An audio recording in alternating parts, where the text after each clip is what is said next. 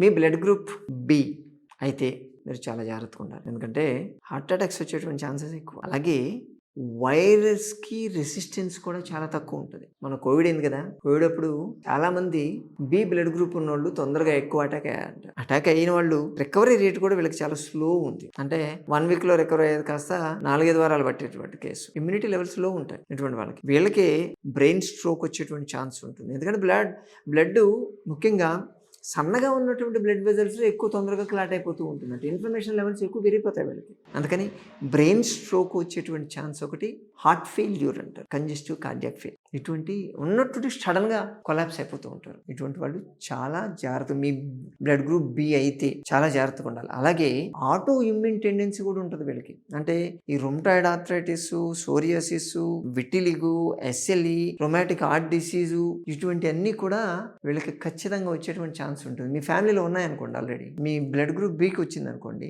ఏవైతే autoimmune disorders అవన్నీ మీకు వస్తాయి. అదే టెండెన్సీ ఆ గ్రూప్ లక్షణం అంట. కాబట్టి కొంచెం జాగ్రత్తగానే ఉండాలి. ఈ ప్రాబ్లమ్స్ వస్తాయని చెప్పి తెలుసుకోవాలి. అలాగే వీళ్ళకి ఎప్పుడు కూడా లివర్ అనేది స్లగ్గిష్గానే పనిచేస్తూ ఉంటుంది. దానివల్ల bilirubin, biliverdin, bile salts, bile pigment levels పెరుగుతాయి. ఎప్పుడు ఎక్కువ జాండీస్ వచ్చినట్టే ఉంటాయి. పిల్లలు అంటే స్పాంటేనియస్ అబార్షన్స్ కావడం, పుట్టే పిల్లలు జాండీస్తో పుట్టడం, ఇటువంటి లక్షణాలు కూడా ఉంటాయంట.